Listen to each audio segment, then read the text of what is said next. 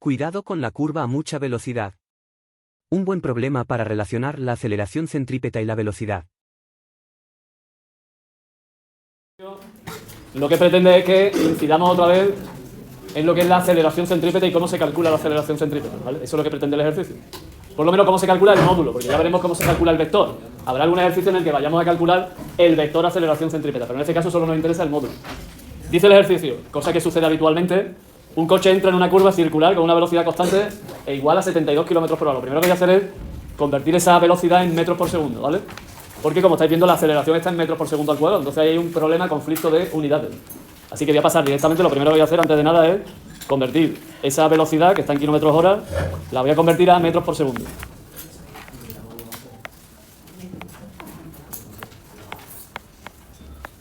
Estoy escribiendo esto explícitamente porque quiero que si alguien todavía no se acuerda de cambiar de unidades, sobre todo velocidades que tiene 2 unidades que cambiar, pues me pregunte y diga, sí, es verdad, se hace así, no sé hacerlo, lo que sea. Esto da 20 metros por segundo. Y ahora digo, como siempre, yo voy a hacer una especie de dibujo, aunque no es que me haga falta, pero los problemas de física, creo que casi todos vamos a necesitar hacer una especie de dibujo, algo, un esquema, algo que nos ayude a entender la situación. En este caso tenemos... La idea es que eso fuese una curva, pero tiene ahí unas cuantas discontinuidades de la curva. Y en esa curva está entrando un coche. Vamos a ver el coche desde... Estoy intentando verlo desde arriba, que queda mejor. Digo yo que queda mejor. El coche entra en la curva con una determinada velocidad que acordado. Eso sí, queremos ir repasándolo constantemente. La velocidad siempre es tangente a la curva en cada punto, ¿vale? Tangente. Yo estoy hablando ya de lo que se supone que sabemos que significa tangente, claro. Tangente significa que es, como su nombre indica, la velocidad, el vector velocidad tiene una dirección que en cada punto es tangente, es decir, que corta la curva en un punto. Eso significa ser tangente, ¿de acuerdo? Y esto tiene, como es una curva, vamos a suponer, como dice que es circular, tiene un radio. Un radio de curvatura desde el centro de la... Me voy a quitar porque me pongo siempre en medio y no veis, ¿no? Desde el centro de la curva, ¿vale? Me dicen que la aceleración centrípeta que lleva el vehículo es de 4 metros por segundo al cuadrado. Y también vamos a repasar que la aceleración centrípeta es una componente que se llama componente intrínseca de la aceleración. Bueno, también se le llama aceleración normal, ¿vale? De cualquiera de las dos formas se puede llamar centrípeta o normal. Casi siempre vamos a llamar centrípeta. Normal, en este caso, es sinónimo de lo que significa normal en dibujo. O en matemáticas también, y también en física. ¿Qué sinónimo es normal? Perpendicular, ¿vale? Eso es lo que significa normal. Ya el otro día lo vimos con el dibujo que hicimos de la persona que giraba en el ecuador, ¿no?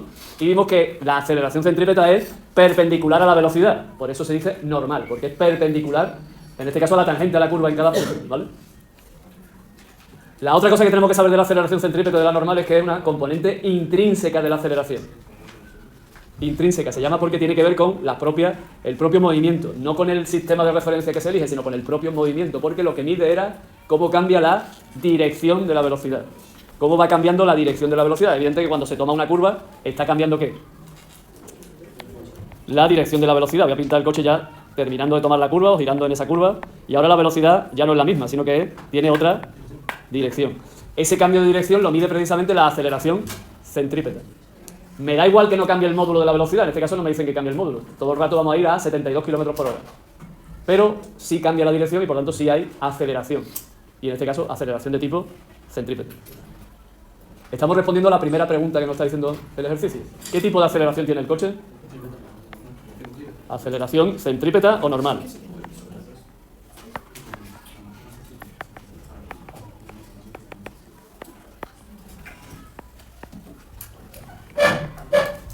Y también para el ejercicio quiere que sepamos cómo se relaciona el módulo de esa aceleración con la propia velocidad. No vamos a deducir esta expresión, hay que creérsela. Si alguien no se la cree, pues nada, no se la cree. En realidad el otro día decíamos que esa R, lo dijimos también con el problema este de la Tierra, que giraba alrededor de su eje y la persona que estaba en el ecuador, en realidad se llama, a esta R se le llama radio de curvatura, ¿vale? Y normalmente yo la represento con una R mayúscula, porque normalmente no es constante. Va cambiando también con el tiempo, va cambiando también con la trayectoria, ¿de acuerdo? Pero como en este caso me está diciendo que es circular, en una circunferencia, ¿cómo es el radio? Pues siempre vale lo mismo. Así que esa curva está asociada a una circunferencia en la cual el radio pues se mantiene igual. Y eso es el radio de curvatura, el radio que tiene la curva a la cual está, digamos, asociada la trayectoria que está siguiendo el coche, ¿vale? El coche puede estar haciendo cualquier trayectoria rara, pero si nos fijamos en un trozo de curva, que recordad que tiene que ser infinitamente pequeño para que lo miramos en un instante, ese trozo de curva se puede asociar a una circunferencia. Se puede llegar, podemos buscar en el catálogo de circunferencia, ¿no? Y decir, este trozo pertenece a esta circunferencia. ¿Qué radio tiene esa circunferencia? R. Pues esa R es el radio de curvatura. Se le llama radio de curvatura, cuando está girando la trayectoria. En realidad el radio de curvatura no se representa con la letra R mayúscula, y lo veremos en algún otro ejercicio, que se representa con una letra griega, para que se llama guay. Guay no es la palabra ya, ¿no? Ya no me voy a utilizar más. La letra griega se llama Rho. Rho. Sí, R-O. Rho. No, arroz no, el arroz después. Ahora mismo Rho solo, ¿vale? R-O. Es una letra que tiene esta forma, una como tanta, que se utiliza mucho en física y en matemática para representar parámetros, números, magnitudes. En este caso, la magnitud se llama radio de curvatura. Pero como en este problema el radio es el de una circunferencia, lo llamamos con la R mayúscula, igual que en el problema 10 que hicimos con la Tierra dando vueltas. Pero ya veremos algún problema explícito en el que voy a llamarlo Rho, porque va a cambiar con el tiempo ese radio de curvatura, ¿vale? No va a ser constante. ¿Puedo despejar el radio de curvatura aquí, el radio de la circunferencia, teniendo en cuenta que conozco la velocidad y conozco la aceleración? Sí. Pues ese es el problema, despejar. Así que lo despejo. Yo lo voy a despejar antes de sustituir, porque ya estamos en primero de bachillerato, pero si alguien quiere sustituir y después despejar, está en su derecho. Nadie le va a decir que esté mal el resultado, ni siquiera yo. La velocidad son 20 metros por segundo. Tened en cuenta que hay que elevarla al cuadrado. Cuidado que muchas veces se nos olvida elevarla al cuadrado. Y en la aceleración es 4 metros por segundo al cuadrado.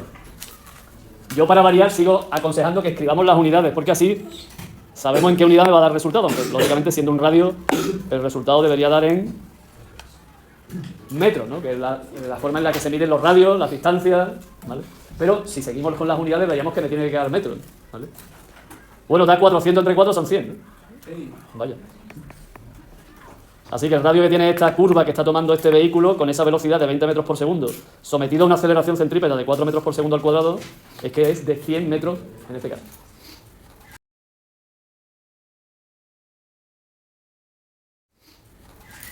Ya que estamos con esto, y puesto que además la Dirección General de Tráfico nos lo dice habitualmente, que utilicemos la cinemática y la física para intentar inculcar a nuestros alumnos cuestiones que tengan que ver con la seguridad vial, que no está de más incluirla en esta historia, porque realmente la seguridad vial tiene que ver con la velocidad, tiene que ver con los radios de las curvas, tiene que ver con todo ese tipo de cuestiones.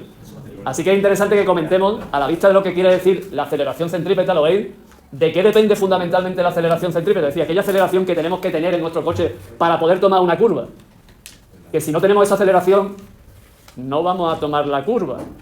Y si no tomamos la curva, no podemos tener un accidente, ¿vale? Así que ¿de qué depende? Por cierto, la aceleración centrípeta en nuestro coche se la damos a través de los neumáticos que están apoyados en la... Bueno, estoy hablando de coche, no puedo hablar de bici, de moto, de lo que sea. De momento, ruedas apoyadas en la carretera, ¿vale? Esas ruedas se apoyan en la carretera y se agarran a la carretera con una idea que se llama la fricción, el rozamiento. Claro, el rozamiento tiene un límite. Y ese, entonces, la aceleración también tiene un límite que nos puede dar el vehículo. Si esta aceleración supera ese límite, no vamos a tomar la curva, ¿vale? ¿Y de qué depende esa aceleración? Pero además de la velocidad elevada al... Es decir, que es un factor enormemente importante para tomar una curva. Mucho más importante que el radio en sí mismo, porque el radio solo está elevado a 1, pero la velocidad está elevada al cuadrado. Así que quiere decir que la velocidad influye de manera muy importante en la posibilidad de tomar una curva. ¿Qué quiere que digamos la Dirección General de Tráfico? Que las curvas tendrán un límite de velocidad por algún motivo. ¿Vale? Y luego, además, como estamos diciendo que el vehículo se agarra a la carretera con los neumáticos, también las condiciones ambientales influyen en ese agarre de los neumáticos. Si la carretera está seca, tendremos un agarre seguramente estupendo. Pero como esté lloviendo, haya hielo, pues vamos a tener todavía que extremar más esa idea y todavía la velocidad va a tener que ser menor, porque es que la aceleración con la que podremos tomar aquello va a ser menor. No nos va a agarrar tanto la rueda, ¿vale? Hemos divulgado adecuadamente que para tomar las curvas hay que tener una determinada velocidad e intentar ir por debajo de ella, porque si no nos podemos salir, y eso nos lo explica la física.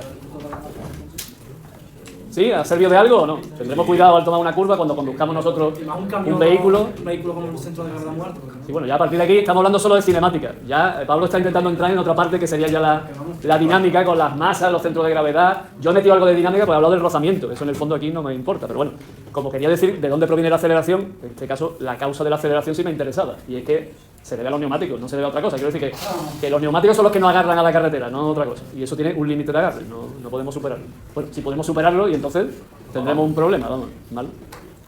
¿Sí? Depende de muchas cosas, pero aquí estamos hablando de lo más sencillo, que es las magnitudes que determinan cómo tomamos la curva, ¿vale? Magnitudes, ¿vale? ¿Alguna cuestión, aclaración sobre el problema?